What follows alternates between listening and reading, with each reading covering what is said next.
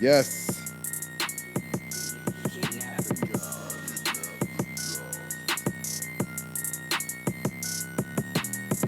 Welcome to the Talkin Bout podcast. I'm your host, TW. Listen, I know you have so many choices for your entertainment, so whoever you are and wherever you may be, thank you for spending a few minutes of your day with me. Yes, give it up for yourselves, because I sure do appreciate having you right here with me.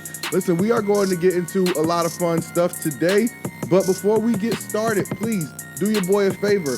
Hit the like button, drop a comment down under the video. Let me know what you like about what I'm saying. Let me know what you don't like about what I'm saying, okay? Subscribe to the channel so that you are showing your support, and hit the notification bell so that you get notified each and every time I drop some brand new fire content on this page. And the most important thing you can do if you really want to help out the channel is share the channel, share the video, tell a friend to tell a friend. Let's bring more people into the conversation. Yes, thank you guys so much. Thank you guys so much for being here with me. And listen, what's everybody talking about? I know what everybody's talking about. It's 2024. 2024 is starting off with a bang, and 2024 is off to a hell of a start. We are going to get into all of it. We got some great college football playoff games that we're going to talk about. We got some, I'm going to give you my best and my worst from 2023 for all my favorite wrestling companies. There's also some not so good stuff to talk about, you know, depending on how you see things. Damn it, Ronnie. If you guys watch Power, you already kind of know what I'm talking about. We're going to get into that a little bit. But let's start with this.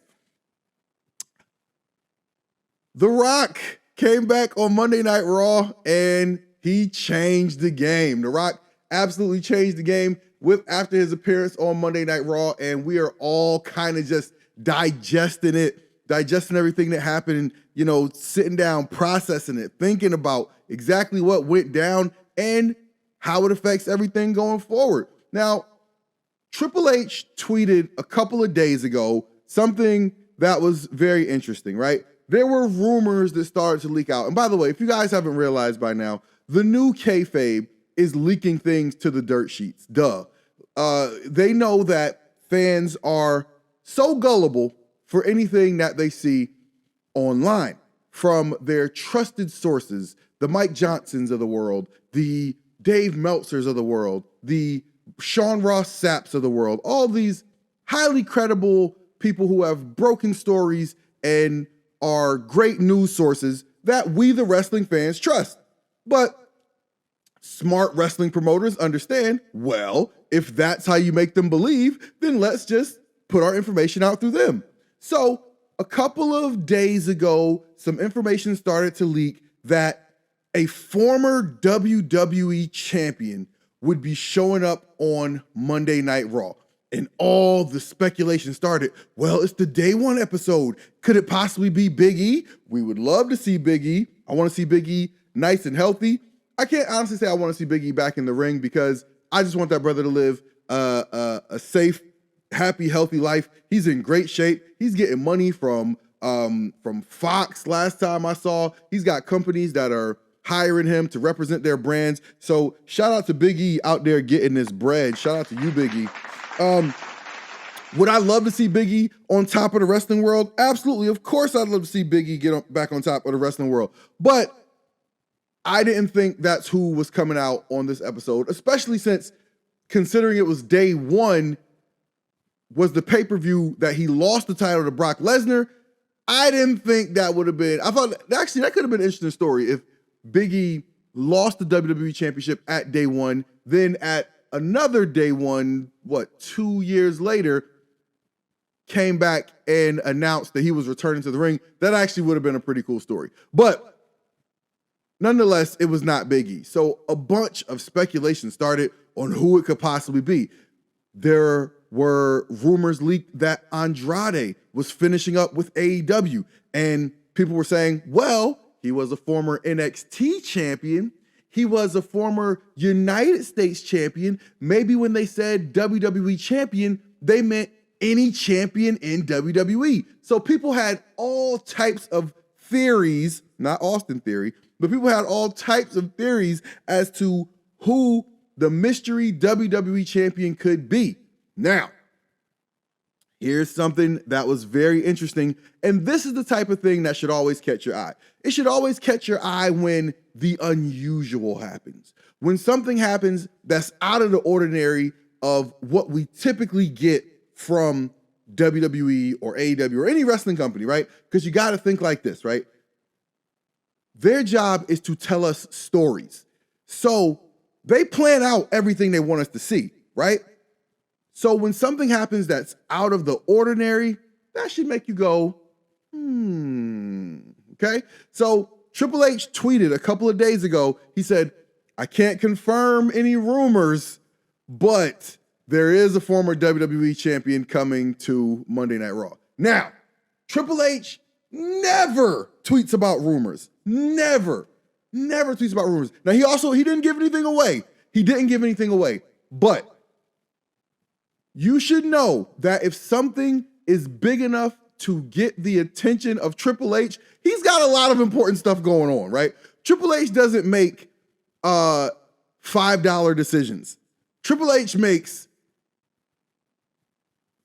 $100,000 million decisions, right? Triple H makes big decisions. So if something was high level enough to come across Triple H's desk, it was a big deal. So that should have been your first clue that something big was going to happen.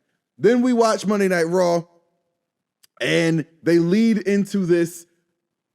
They told us when they were going to break that a former WWE champion was coming, and that was coming up next. Okay, again, when The Rock came back as a surprise in, what was that? Oh gosh, was it September? When The Rock came back the last time, nobody knew about it. He just came back. They didn't tease it or anything like that, and they love doing surprises. But they were telling you that something was happening. So when they said that the former WWE champion was coming and Jinder Mahal showed up, oh boy, people were mad. I saw the tweets. People were like, Jinder Mahal, come on, this got to be a joke. And when I saw Jinder Mahal walking out, my first thought was red herring. This is a red herring. For those of you who don't know, red herring is it's a term for something that's meant to misdirect you or like throw you off the scent of what you're really supposed to be looking for. So when I saw Jinder Mahal, I was like, red herring. This is something. This is like a trick. So of course, Jinder Mahal comes out. He starts doing the typical foreign heel shtick. You guys don't like me because I look different from you. I speak different. You're Americans. You're so dumb. You're so divided. This is your national anthem in Punjabi and all of this stuff, right? Typical shtick. Then The Rock's music hits. The If You Smell, everybody loses it. And I was like, okay, this is cool. Now, I had also seen some tweets that said The Rock was in California for College Game Day. The Rose Bowl was on the same day as this episode of Monday Night Raw. So The Rock was at College Game Day, and the last time The Rock appeared on WWE TV, he was in Colorado for something, and he made the trip from Boulder, where College Game Day was, to Denver, where the episode of SmackDown was being taped. So I definitely had the bug in my ear that it was probably The Rock, right? So when The Rock's music hit, The Rock comes out, I'm like, okay, typical Rock segment, right? He's going to come out, and sure enough, it was. He was doing his thing. He's this guy's chance this. Your side chance this. You're a douchebag. You're a douchebag. But people were loving it. That's kind of the fun thing about WWE, right? Is like something can happen that you've seen a million times when you're at the show. You eat it up just like it's the first time you ever saw it. Because that's part of the fun, is being part of the crowd, being part of the chant or whatever, and just going along with it, right? So typical Rock segment, he gets the crowd to chant things at Jinder Mahal. Jinder Mahal attacks The Rock. The Rock hits him with the spine buster, hits the people's elbow. All right, boom, boom, boom. We get ready to go home. So people's elbow, Jinder Mahal rolls out of the ring. The Rock grabs the microphone, and then The Rock says this. I'm gonna go get something to eat. When The Rock goes out to get something to eat tonight in San Diego, should The Rock sit in a booth? What are you talking about, man? Or should The Rock sit at the bar? Sure. Bars are cool. Right? Probably just you by yourself. Why not? Yeah, The Rock loves a bar too. Or should The Rock sit at the head of the table? Woo! That was it. That was it. And as you can hear, the people lost their ever-loving minds. I guess it like took a few minutes to circulate through the crowd what was going on. No, by the way, one more thing. But The Rock, he's so, this is one thing that The Rock is so good at, right? Is taking in the moment, right? Taking in the moment, letting the crowd know that he is feeling their energy. And that's one thing I learned about when you're in front of an audience. They respond to the energy that you give them. So when you give the crowd your best energy, and when they feed you back energy, and you let them know that you're feeling their energy and that you're feeding it back to them, it just makes them go even more. And that's one thing that The Rock has just mastered. There's a few people that are really great at that. John Cena is another one, right? John Cena can come out and it's the same promo every time, but every time the people are on their feet, swinging from the rafters by the time he's done with it. It's just, there's an art to mastering the crowd that few people have. And The Rock absolutely did that in that moment. He stood there, he let all the people throw in their cheers, you know, yeah, Rocky, right? And he's just sitting there, okay. And then he's like, all right, I hear you, and throws the mic down. Now, what does this mean, right? What does this mean? Because there's one of two things that happened last night, okay? Now, I'm a pour a little bit of water on the fire here for a second, and I just want to talk about the possibility of what it could be that maybe everybody doesn't like. I know you want me to get you hyped up. Hey, yo, I know you want me to get you hyped up, and I'm gonna get you hyped up, but there's a chance that what happened last night was The Rock trying to convince Endeavor, trying to convince TKO that this is something that people are still interested in. There's a chance that The Rock was trying to convince the people who signed the checks that The Rock versus Roman Reigns is worth investing in. Why are we talking about investing? Because, as the boy Fat Joe said, yesterday's price is not today's price. What does that mean? Listen, look at when The Rock was on the Pat McAfee show before the last time he came on SmackDown. One of the things that went viral was The Rock saying that he and WWE were on the same page and that the Rock versus Roman Reigns match was going to happen. But he said, we just couldn't come together. We wanted to do something that's never been done before. And we were right there, right there. I'm calling shenanigans because what I think really happened, I think they had the agreement. I think the plans were in set for the match. And then they came back and said, all right, so what's it going to take to get this done? The Rock's like, all right, cool. Here's my number, right? They look at this number and they're like, yeah, but Rock, we've booked you before for this number. And he's like, yeah, but this is a big time. This is it's WrestleMania Hollywood. This is your tribal chief. This is going to be his crowning moment, right? Like, he's already beaten everybody. You come back and you solidify his reign by having him dominate the person that people think about most when they think about this bloodline. This is the story of the bloodline, and this was going to be the period, the exclamation point on the bloodline story, Roman's chapter of dominance as the tribal chief, with him beating The Rock. That was going to solidify. That's it. Sign, seal, deliver. This is the era of Roman Reigns, which, by the way, it already has been the era of Roman Reigns.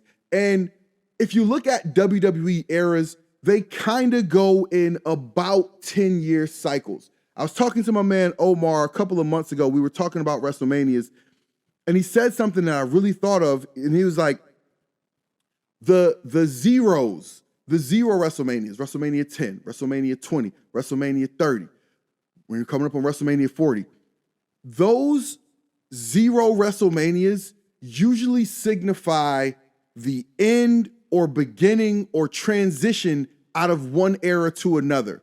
And when I say one era to another, it's usually a pretty significant change. It's like the changeover from or like recognizing the end of Bret Hart's time, right? WrestleMania 10, go back and watch that. It was a celebration of Bret Hart, right? Now, it wasn't the exact end of his time, right? I mean, like, but look forward a few years, right? A few years later, they're phasing him out. He didn't love it so much, and we saw how that ended, right? WrestleMania 20, different time, the end of the Monday Night War period, and we're going into a different time. WrestleMania 30, the big Daniel Bryan moment. And also, they were preparing for the Roman Reigns era. Because what happens at WrestleMania 31? We get the first Roman versus Brock Lesnar, right? So we're coming up on WrestleMania 40, and WrestleMania 39 was, I think, it wasn't the end,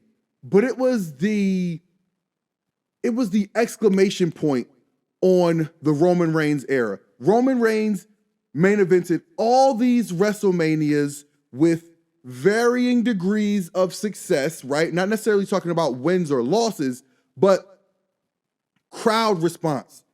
By the time we got to this WrestleMania, there was no question. Roman Reigns was unquestionably the hottest thing in WWE, the biggest draw, the headliner. There was no one else you can honestly, reasonably consider for that spot.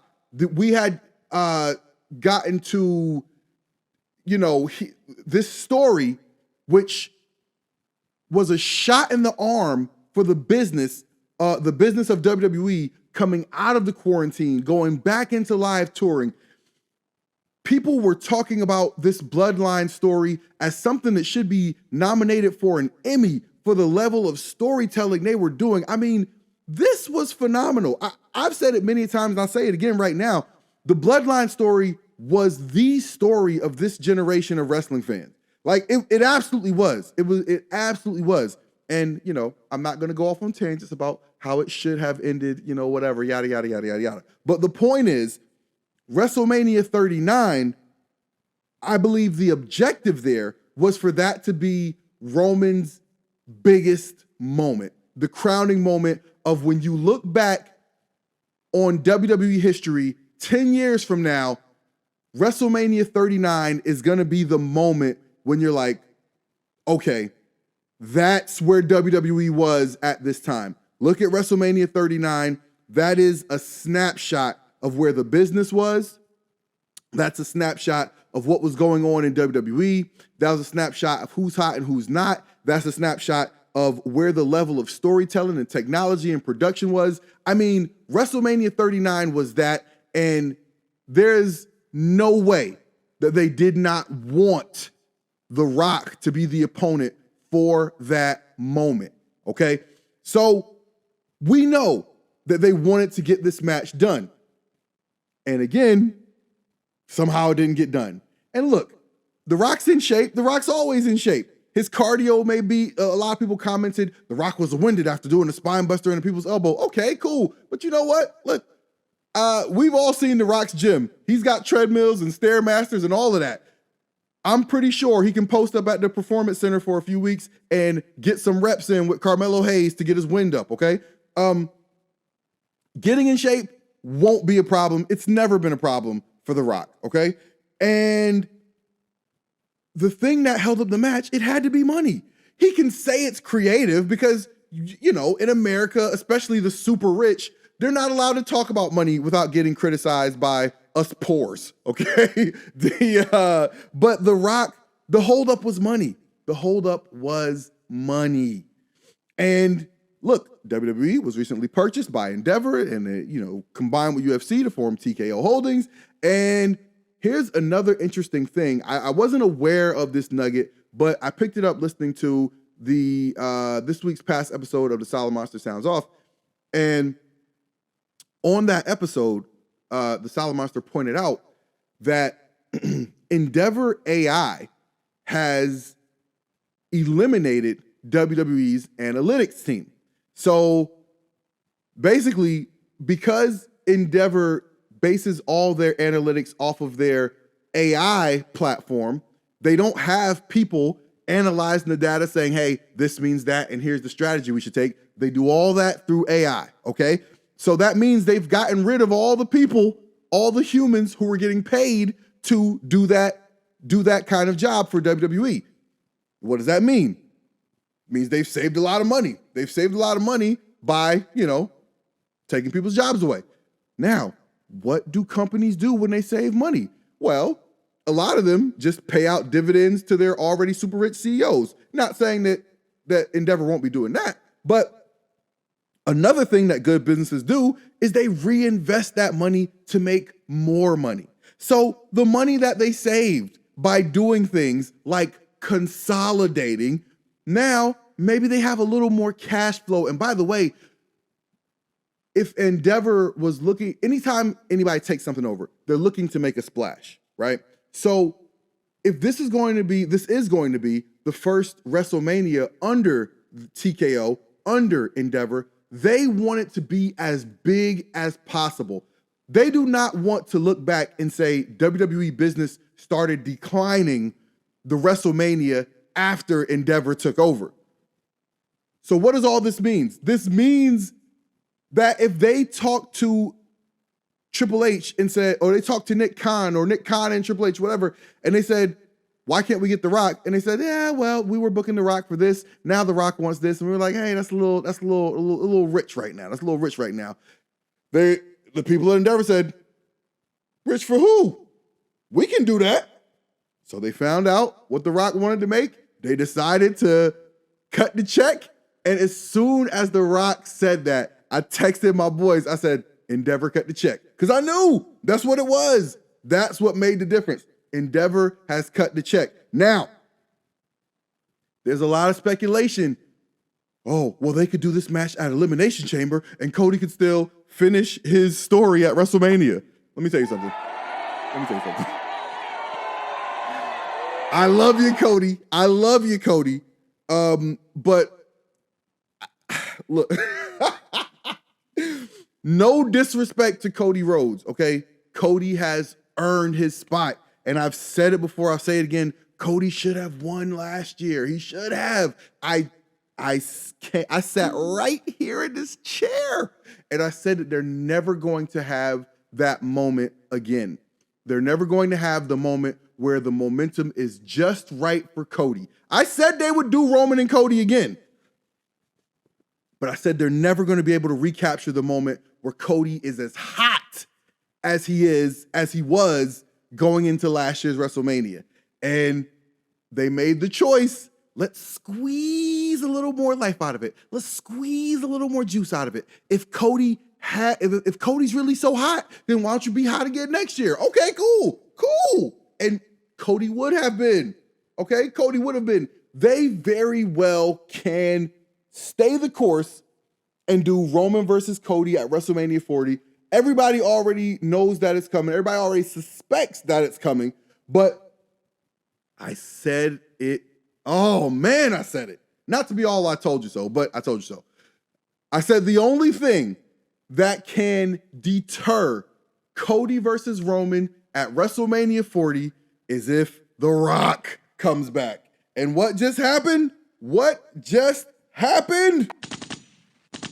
Dwayne showed up, dropped the people's elbow, dropped the eyebrow, said, head of the table, And that's it. That is it. Listen, no disrespect to Cody, but you don't pay whatever The Rock cost to do that match at Elimination Chamber. Okay? Somebody tweeted me, oh, well, if Australia's willing to pay for it, I mean, maybe, right? Like if the people who are hosting it from Australia is like, hey, what does it cost to book The Rock? We'll cover the fee. They're like, all right, hey, you know what?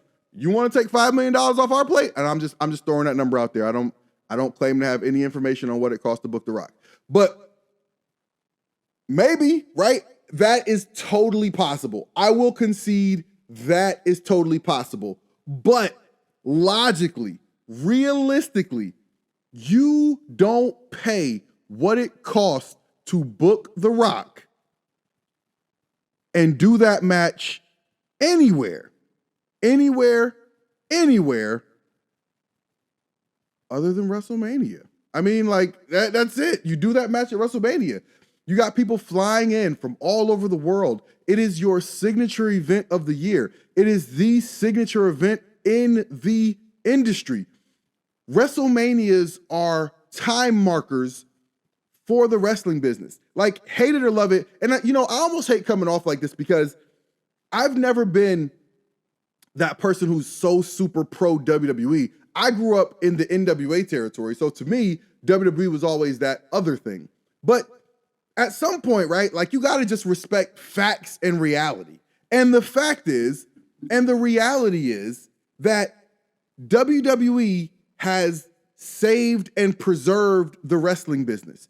Every other wrestling business has gone out of business, sometimes with Vince McMahon's help, oftentimes with Vince McMahon's help. But if they had the strategies and the support and the systems in place to fight off a powerful challenger, they'd still be in business today. So the fact that WWE exists is a great thing for the wrestling business. The fact that WWE owns the libraries of all these previous other wrestling territories that existed is a great thing for the wrestling business. So those of us who have liked other wrestlings besides WWE and think that other wrestling companies do wrestling better than WWE, that's fine to think that. That's okay.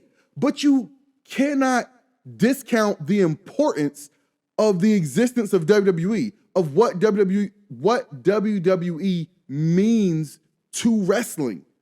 WWE is, I'm not gonna say WWE is wrestling because wrestling will always exist. If WWE went out of business tomorrow, there would still be, indie wrestling promotions. Somebody would, buy up a wrestling TV show. Like, wrestling will always exist. This art form of entertainment has been around forever and it will be around forever.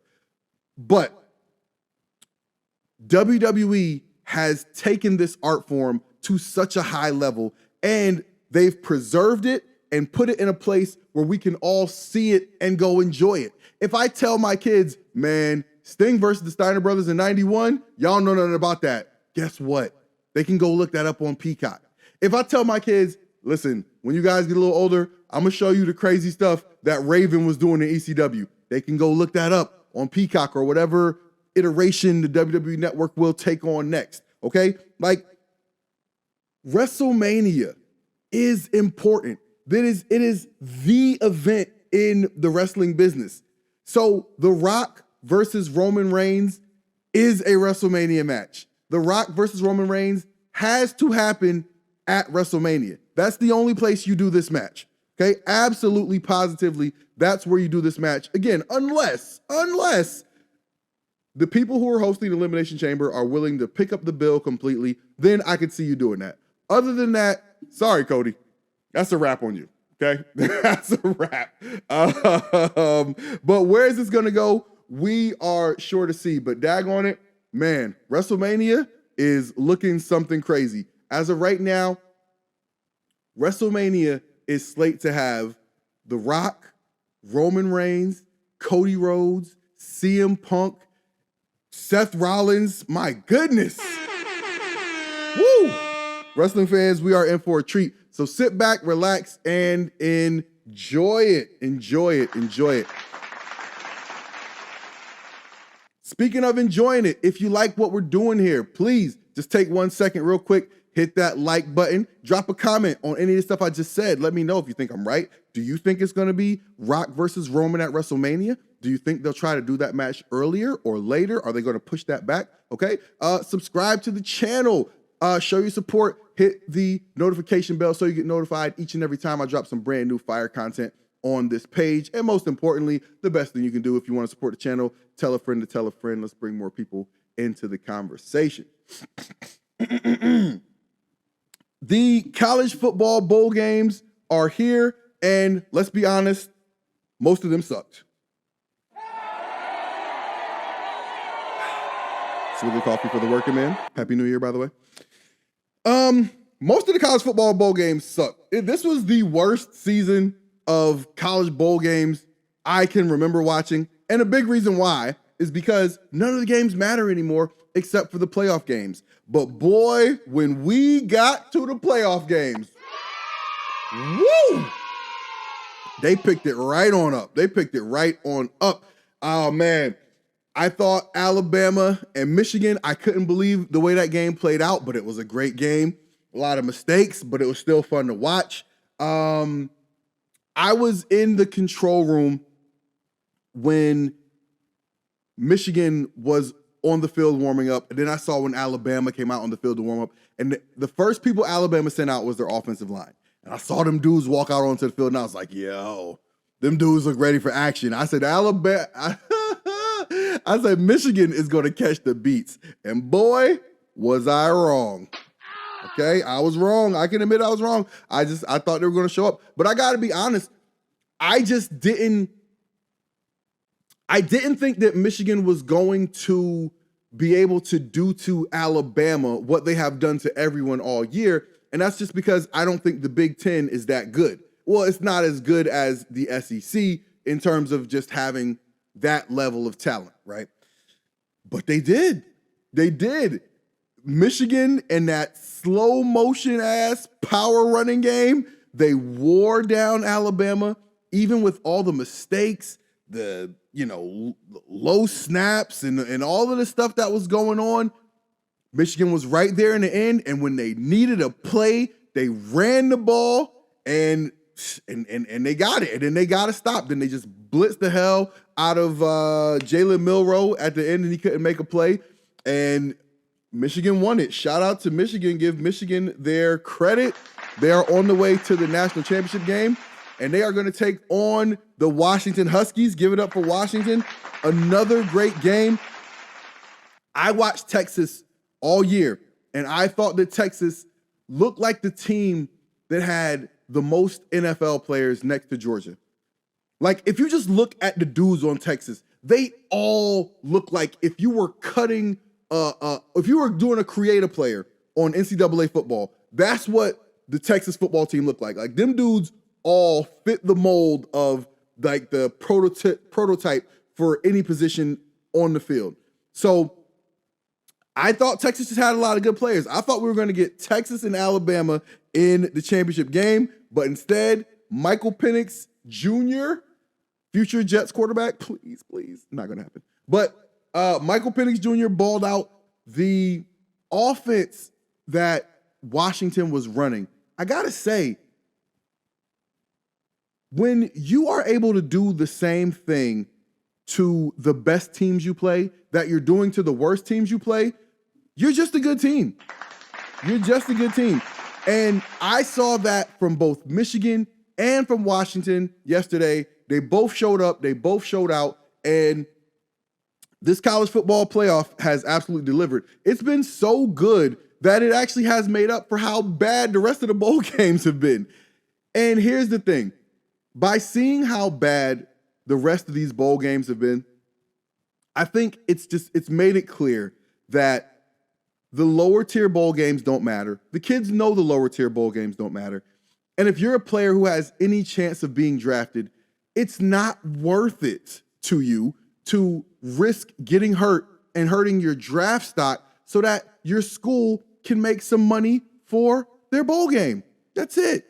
It's like, it's a weird, crazy, I call it a sucker deal, right? Like, it's like, hey man, for the love of the school, all right, I want you to come out here. Yes, if you get hurt, you're going to go from a second rounder to a fifth rounder. You're going to lose millions of dollars that you'll probably never make back, but come do it for the love of the school. And kids today are saying, to hell with that.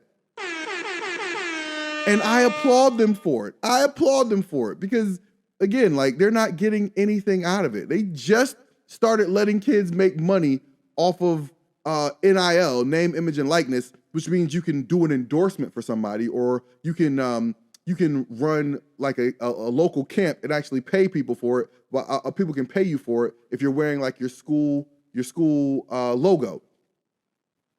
But they just started letting kids do that. They still don't cut the kids a portion of the actual funds that are made from the football, right? The TV networks pay hundreds of millions of dollars to the conferences who distribute tens of millions of dollars to the schools. The schools take in money off of concessions and parking and tickets to the game. Yesterday, there's an overhead shot of the Rose Bowl and all the fans in there. There's like 100,000 seats in there, something crazy like that. God only knows what the average ticket cost to get into that game. Sold out, and the kids get zero. The players who are risking, injury, paralysis, and death on every play are getting zero cut of that money. So they should be getting that. So I don't blame them for not participating in these meaningless bowl games. So next year, the college football playoff is going from 4 teams to 12 teams, and we need to get rid of the rest of these bowl games. They can go. I don't care. We don't need to sit back and watch the Duke's Mayo Bowl or the Meineke Car Care Bowl or the Pop-Tarts Bowl or any of that, okay? None of that is necessary. Give me games that matter where the star players actually play and the teams are actually working towards something. Call me crazy, but I think it works. Because at the end of the day, this is a TV product. This is a TV product. You're trying to put on the best TV product possible. And the bowl games that have been on this year were horrible TV until we got to the playoff bowl games. Those were absolutely phenomenal. So I'm looking forward to much more of that. And Michigan and Washington, maybe I'll offer a prediction on it next week. I don't know. But that should be a great, great game. One more time. If you like what we're doing here, please hit that like button. Drop a comment under the video. Subscribe to the channel. Hit that notification bell so that you get notified each and every time I drop some brand new fire content on this page. And most importantly, share the content. All right. Thank you guys so much. One person who I'm not saying thank you to is Ronnie. Oh.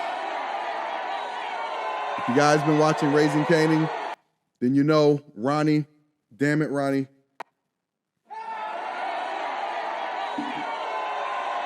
Ronnie, Unique's older brother, recently got out of prison. Very socially awkward. Clearly has some sort of mental health situation going on. But he just got out. He wanted to get back on in the drug game, and he wasn't convinced that Unique wasn't holding out on him. He was trying to ruin Unique's life. He was snitching to Unique's baby mama that Unique was messing around with Rock. He was trying to go behind Unique's back and steal his connects. Nobody was messing with Ronnie because Ronnie is a weirdo. And what did Ronnie do?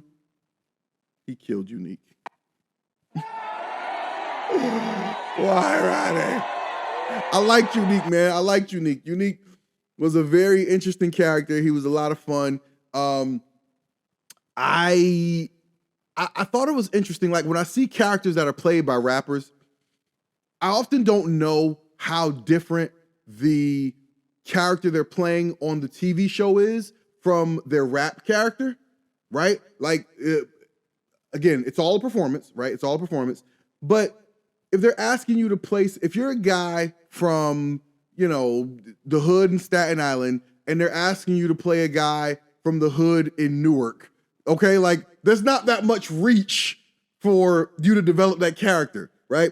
I didn't know a lot about Joey Badass as a rapper. I've obviously heard the name, but I didn't know a lot about him as a rapper. But watching his character, like the way he played his character was good. It didn't have a ton of layers, but it had enough layers, right? Enough layers for who Unique was supposed to be, right? Like Unique, he's a street dude, right? Street dude running his organization. And again, like he showed levels, right? Ways to times when he put the business ahead of his personal stuff, times when he would get down and do some real grimy things. But I thought Unique was a great character. He was a lot of fun.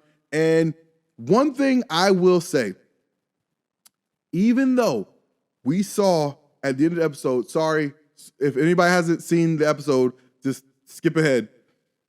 Even though we saw at the end of the episode, we see Unique laying there.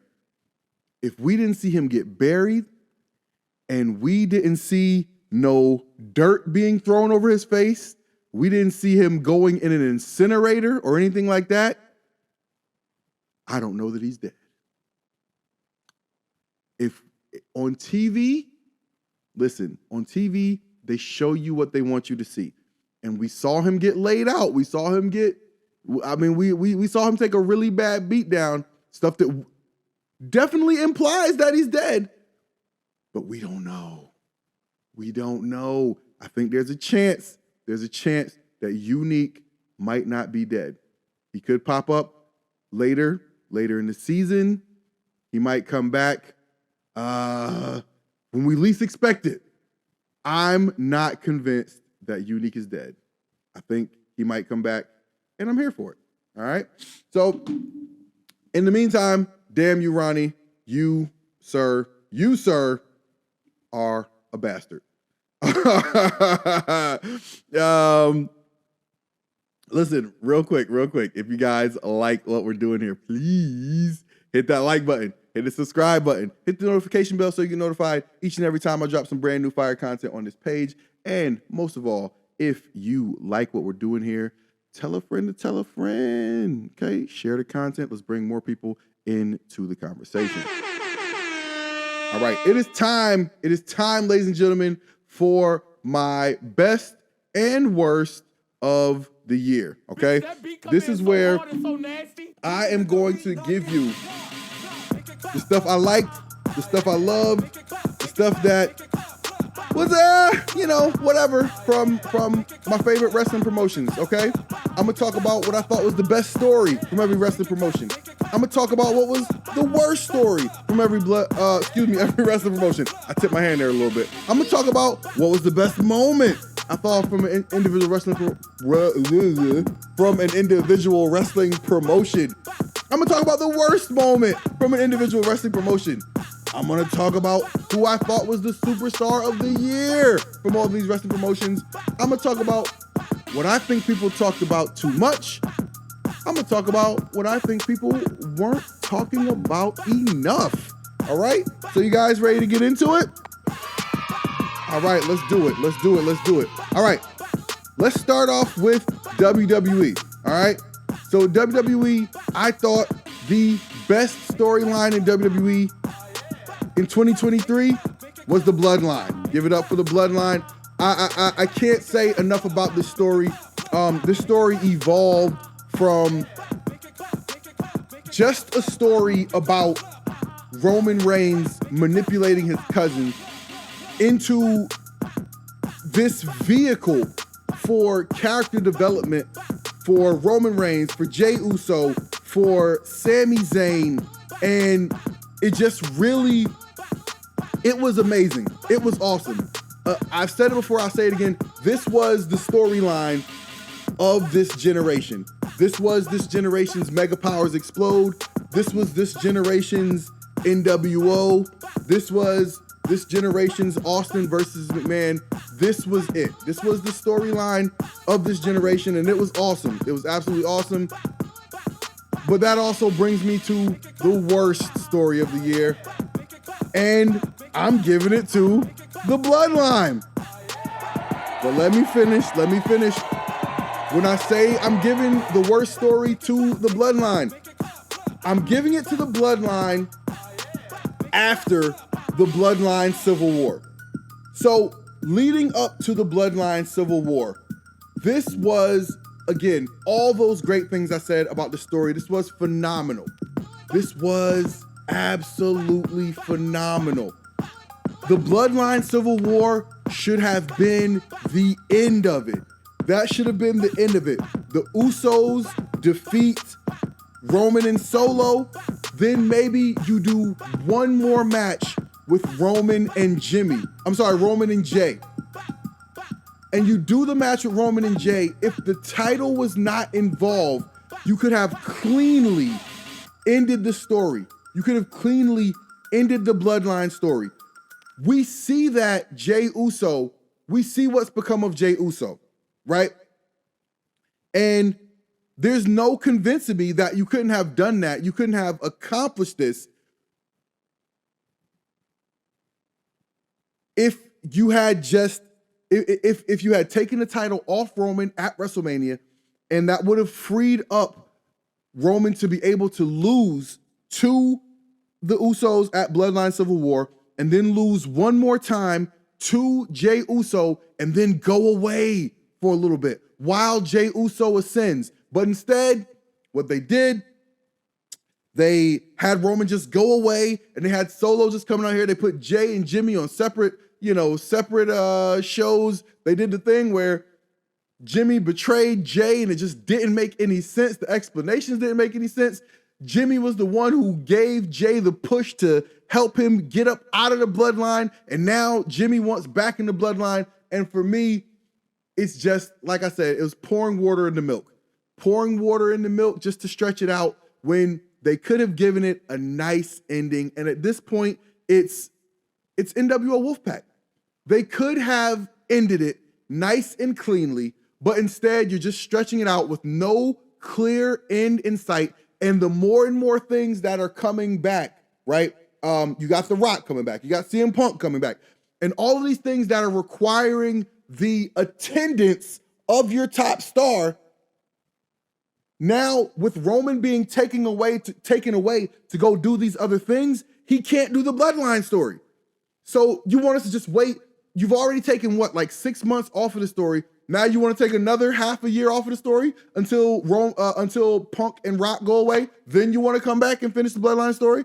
I mean, to me, I think I got to, because I hate the fact that they have ruined what was such a great story by just trying to stretch it out. I also got to give the worst story of the year to the Bloodline after Civil War. So I'm sorry. You can hate it, but it is what it is. My best moment of the year for WWE is Bad Bunny's entrance at Backlash. That was absolutely phenomenal. It was one of the best moments, one of the best moments of the year, right? I loved how instead of having the stage, they had the tunnel entrance, but they had the LED walls on it. And then, with that crowd in Puerto Rico just being so all about Bad Bunny. And when they dropped that, Chambea, Bada, oh my God, that crowd went crazy. I never heard that song before, but the way that people just went sick, oh my God, that was absolutely, to me, one of the moments that just encapsulates the feeling. That's the feeling that you want when you go to a WWE show. That's the feeling that you want when you want to become a wrestler. Every wrestler who has ever wrestled, Steve Austin, The Rock, Hulk Hogan, they want to feel like Bad Bunny felt in that moment. When you walk into a stadium, in the arena, Daniel Bryan knows that feeling, right? But that moment was what WWE and wrestling is all about. That was phenomenal. That was my best moment of the year. My worst moment of the year, Cody Rhodes losing to WrestleMania. I'm sorry. I was torn between that being my worst moment of the year and Jimmy costing Jay the match at SummerSlam. Now, don't get me wrong. Nobody thought Jay was going to actually win that match at SummerSlam. But when it was Jimmy who cost him the match, you just wiped your ass with all the storytelling you had done for the past few weeks. And so it was like, what the heck? So, but Cody losing at WrestleMania was kind of the thing that set all this in motion. And this is not about me loving Cody or thinking Cody deserves to be champion or anything like that. It's about just telling the right story. And again, I thought the moment was right for Cody. I was in that stadium in SoFi, out there in LA, and I'm telling you, every wrestling fan I talked to was there to see Cody win. And, you know, again, I don't know how that extrapolates out to the rest of the wrestling world, but I think it feels pretty accurate. I think people wanted to see Cody take that title off of Roman. Roman had the title for something like 2.5 years at that point. And as I mentioned earlier with my thoughts on the Bloodline story post Bloodline Civil War, I think that Roman having the title really handcuffed their ability to put a proper ending to a great, great storyline. And yeah, I mean, again, this is not about me wanting to see Cody as champion. I just think that it stalled out. It stalled out such a great story. So Cody should have won at WrestleMania, and they could have still done absolutely everything they're doing right now, because Rock versus Roman doesn't need the title. It doesn't need the title at all. Punk versus Seth, that kind of needs a title. But you could still have Cody setting up to defend the world title. He could be defending it against Gunther. And Roman, Seth and Punk could be the undercard on one of the nights, and Roman and Rock could headline one of the nights. You could still do all of that. But the thing is, at this point, you can't take the title off of Roman between now and WrestleMania. You can't do that. So, I mean, listen, I just think it's one of those things. It was a bad decision that's having ripple effects that just would have made a lot of things a lot better. Okay, now, this one might be a little controversial. Sorry to the homie Monet. But what do I think people are talking about too much? Rhea Ripley. I'm sorry. Listen, this is not to downplay anything that's great about Rhea. Rhea is great at her job. She's got the look. She's a super athlete, phenomenal wrestler. She plays her role as this enforcer character for the Judgment Day, one that can be a threat to women or to men. She does this so well, okay? But I think it's a little,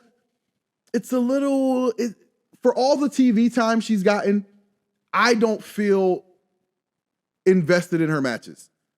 For somebody who's gotten as much TV time, as much camera time, as many title defenses, as long as a title reign as she's gotten, I don't feel invested in the outcome of Rhea Ripley's matches at all. If Rhea Ripley lost that title on Monday Night Raw next week, I'd be surprised because she's had the title for so long, but I wouldn't be like, oh God, what a great title reign. You know what I mean? Like, I mean, it was cool. It's been a lengthy title reign, but I can't say that there is a thing about Rhea Ripley that is a reason she's being presented so far above the rest of the women in the division on Monday Night Raw.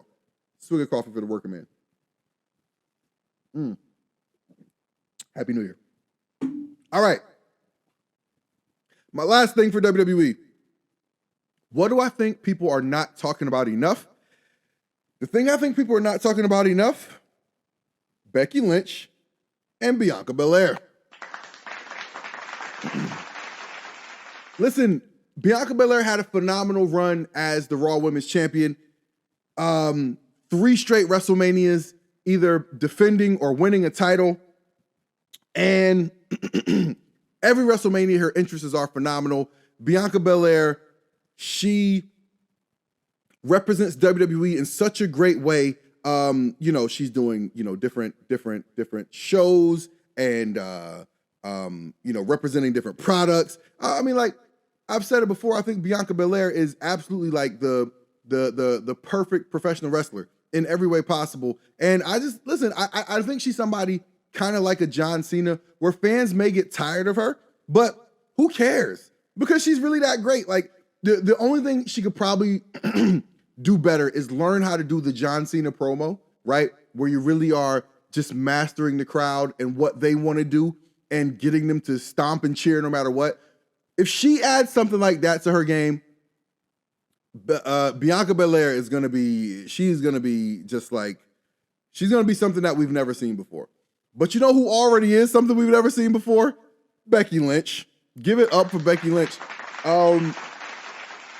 Becky Lynch is, in my opinion, in my humble opinion, Becky Lynch is the greatest female WWE superstar of all time. Yes, I said it. Listen, no matter what you give her to do, she makes it matter. She had this feud with Trish Stratus where she helped to reestablish Trish Stratus as an all-time great. And that's not to take anything away from Trish Stratus, because Trish absolutely did her part. But Becky has been able to do that consistently with everybody who they put her against, okay? She went down to NXT, popped a huge rating for NXT, a bigger rating than I think Seth Rollins popped when he went down there, a bigger rating than any superstar popped when they went down there. Becky Lynch did that. She went down there, had a phenomenal match with Tiffany Stratton, and she, in the eyes of many, solidified Tiffany Stratton as a future superstar.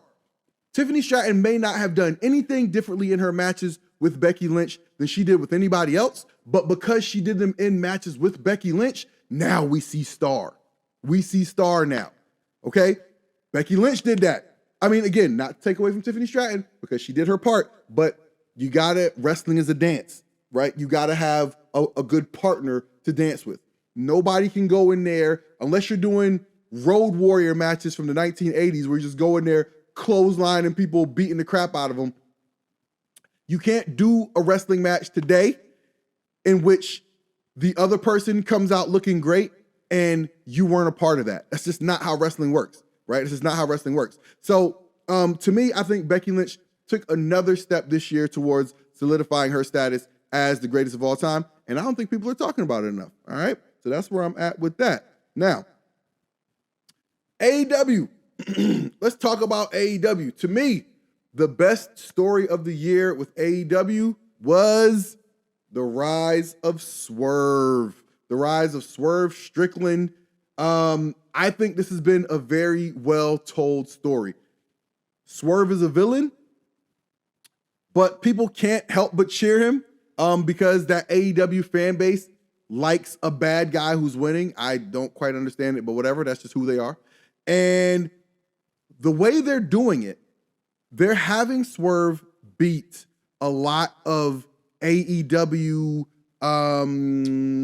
stalwarts, the AEW originals. Hangman Page, right?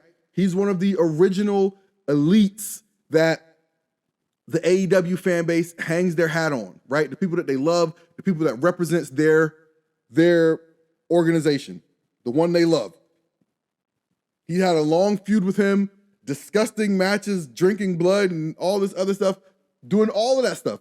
Swerve keeps coming out on top. And this is in a company in which, like, AEW, say what you want, but they have not presented a ton of black wrestlers as, like, true contenders, right? Like, the Acclaim were able to get over doing the scissor me thing, but they haven't really presented a lot of black wrestlers as true contenders. And so they are actually doing that for Swerve, and I think they're doing it right. They're slow playing it. They're having him, get wins against people that the AEW audience sees as top guys, and it's validating him in their eyes. And most people think Swerve is absolutely going to be the AEW champion at some point in this upcoming year. Oh, in this year that we're in now. So to me, that's the best AEW story of the year. Now, the worst AEW story of the year is Juice Robinson being anti-Semitic for 1 week.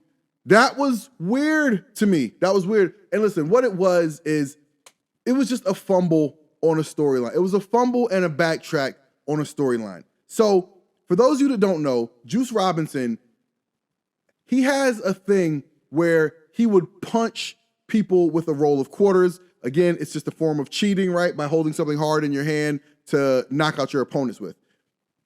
MJF has told as part of his story that he would get bullied growing up. People would throw quarters at him and they would, say things like pick him up or something like that. Because that was, that's part of, negative stereotypes that people use to bully Jewish people, right? So they did something that I thought was really clumsy, okay? They had Juice Robinson threaten MJF with a roll of quarters. But MJF got super offended, super heated about this, right? They're like, oh, you better keep that away from me, or, whatever. And I knew what they were doing, but I thought it was weird because it didn't make sense because the roll of quarters was already a part of Juice Robinson's act. And at no other point was him using this roll of quarters a way to be anti-Semitic, right? So now all of a sudden, like if you're a bad guy and punching people with a roll of quarters is your thing, why is it a racial thing because you want to do it to MJF, right? Like so if you're a bad guy and you hang people, right? Is it necessarily a racial thing if you want to do it to a black person? I mean, I get it, right? As a black person, I'm like, yo, dog, like that's crazy. Why would you even like cross that bridge? And by the way, that's exactly what happened. When they crossed that, they got a lot of pushback from people who are, advocates against anti-Jewish speech and representation in the TV spaces. And so they basically abandoned the storyline. And here's the thing.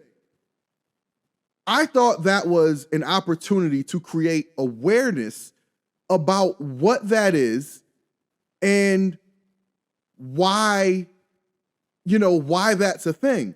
Because again, if you know that this is a part of Juice Robinson's act, then you don't necessarily understand why this is offensive now, right? The fact that they abandoned the storyline, I thought I thought it was a missed opportunity. I just think in general, if you have a chance to kind of educate your fan base about something, and again, make your top star look like a hero fighting against something that's very important to him. MJF did tweet that this was the type of story that it was very important for him to tell, but they buckled. They abandoned the story, and it was just a weird thing that happened for 1 week, and they never, ever went back to it. So to me, that made it the worst story because they abandoned it and never followed up on it. All right. My best moment of the year for AEW was playing Wembley Stadium. I thought that was phenomenal. They sold out something like 60, 70, 80,000. Who even knows what the number is anymore? The point is, they put tens of thousands of people in Wembley Stadium, and it was a phenomenal day. It was a phenomenal accomplishment for AEW, for everybody who got to wrestle. That's the biggest event they've ever done. It's one of the biggest events in wrestling history, and they deserve big credit for that. So shout out to AEW. My worst moment of the year in AEW was CM Punk being fired after yet another embarrassing incident. This one was apparently at Wembley Stadium. At some point early in the show, he attacked Jungle Boy. Tony Khan later went on TV, said he feared for his own life, and that was the last time anybody heard of CM Punk in AEW. Apparently, he just couldn't stop fighting people, so he's been punished by having to go back to WWE and main event WrestleMania. Great job by all involved. But seriously, the embarrassing incidents just were piling up for AEW. So it was really better that they just parted ways. You know, I'm sure that on some level, Tony Khan hates that he handed WWE a WrestleMania main eventer, but you know, he wasn't doing good in your company. He wasn't good for your company. So, you know, it's best to cut your losses and move on. All right. My superstar of the year in AEW, this is a tie for me. It's a tie between MJF and Tony Storm. So MJF, for all the obvious reasons, he's a great talker. He had a lot of great matches. You know, he absolutely was the face of AEW. And yeah, you know, he was the champion all year. You got to give him credit. So I give him credit for that. The other thing, though, is Tony Storm. Listen, one of the things that I respect in wrestling is when somebody kind of makes a way for themselves. AEW famously doesn't have writers. So the story is that they like to, you know, have wrestlers come up with the stuff they want to do and collaborate on it, you know, how to make it pop on TV and yada, yada, yada. But that doesn't work for a lot of wrestlers because everybody is not that kind of creative. Tony Storm, she was the AEW Women's World Champion. She lost the title, and then she had this character, this change in her character where she like descended into madness, right? And now she's become this 1950s movie star who's like foul-mouthed and, you know, she just does a lot of outlandish things, and it's a lot of fun. It's one of the most fun things on AEW TV every week. So shout out to Tony Storm. She gets my AEW Superstar of the Year. Now, what are people talking about too much from AEW? In my opinion, the thing people were talking about too much was this Devil storyline. I thought this storyline just dragged on too long. I thought they should have put the title on Adam Cole at Wembley and probably should have done something where the reveal happened and Adam Cole was revealed as the Devil. But instead, very similar to WWE, not putting the title on Cody Rhodes, I think it had a ripple effect by not putting the title on Adam Cole. Then you create a sequence of events in which Adam Cole was running down to the ring to help MJF against Samoa Joe. He jumps off the ramp and blows up his ankle. Okay? If Adam Cole had been the champion, he's not doing that spot. Okay? And that probably threw this whole thing into the blender. And it just took way too long. It was dragged out too long. We didn't have any idea. I thought there were too many possible directions it could have gone and not enough solid clues and hints. And it just didn't feel like it had any teeth. It just dragged on for so long. We did finally get the reveal where Adam Cole was the Devil and he's now leading a stable of people who have been, I don't know, I guess offended by MJF, right? It's Matt Taven and Mike Bennett and Wardlow and Roderick Strong, right? And so they're going to be Adam Cole's goons. And I guess once MJF comes back after healing up his shoulder, that's going to be the heel army versus MJF. So that's cool. At least they've set us up for what will come in the year ahead. So that's cool. Now, the thing I think that people are not talking about enough in AEW is where the hell is Britt Baker? Where the hell is Britt Baker?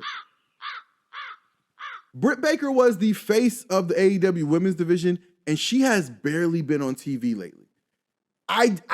They did a reality show, and they put Britt Baker as the star of that.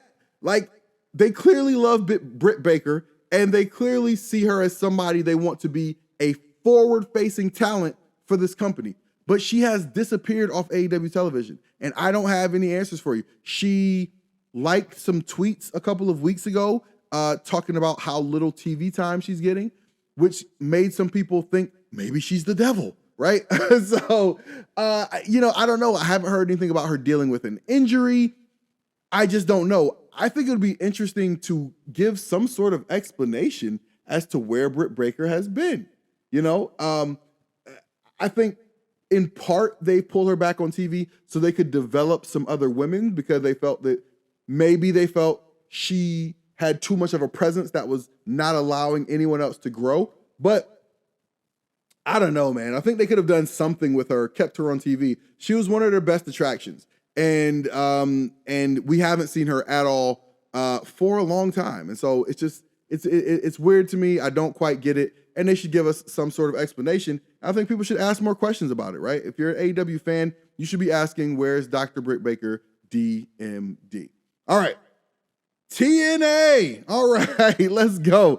I have been an Impact Wrestling fan probably since 2007 or so, 2008, something like that. And amazingly, I've stuck with it through all this time, through all of the, bad looks and the change to Global Force Wrestling, the change to Impact Wrestling.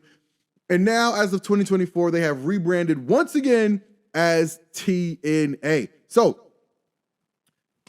TNA's best story of the year was Mickie James' last rodeo. I thought it was great. I think in the past 2 years, Mickie James' run in Impact Wrestling has solidified her as the greatest TNA knockout of all time. I think she's done phenomenal work over multiple generations. And this last run has just been so good. The series of matches she had with Deonna Purrazzo, putting over Tasha Steelz.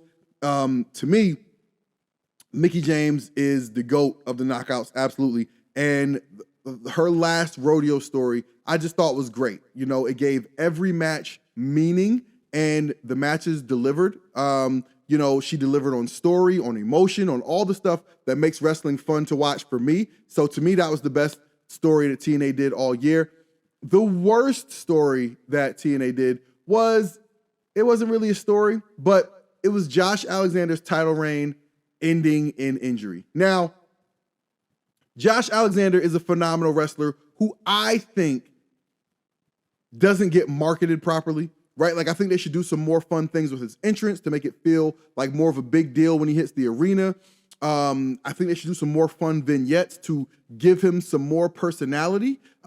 He cuts a really good promo, but he's a very straightforward type of dude. And I think that they don't do him enough favors by finding other ways to make fans look at him as this larger-than-life type of character. I think if you did that, it would make his wrestling pop even more because his wrestling matches are phenomenal. And so Josh Alexander is this guy who was carrying the company with phenomenal wrestling matches. And I thought they were running him into the ground, and sure enough, he got injured and he had to drop the title. He had this phenomenal title run, the longest title run in Impact Wrestling history, and he had to drop the title due to an injury. And that resulted in Steve Maclin winning the title at some pay-per-view, but it was against Kushida. And I was like, there's no question on who's going to win this match. Like, there's no mystery here, all right? The best moment for Impact Wrestling / TNA was the TNA return announcement that happened at the end of October's Bound for Glory pay-per-view. They did the whole pay-per-view, the main event, and then as the show is looking like it's going to go off the air, they aired a video, and the climax of the video was the big announcement that TNA was returning. I thought it was really cool. It was a great moment. And, I thought there was a lot of excitement around it. They did a TNA, reunion. They did a 1,000th episode, and it was cool. There was a lot of conversation around it. They drew a really good crowd for it. And so the TNA name clearly had some value, had some positive equity. And so rebranding to TNA, I thought, was actually a good move. At first, I didn't like it because my thought was associated with all the negative of the TNA brand name. But I think what they did was they capitalized on the good of the TNA brand name. And hopefully they get off to a great start at Hard to Kill with the rebrand,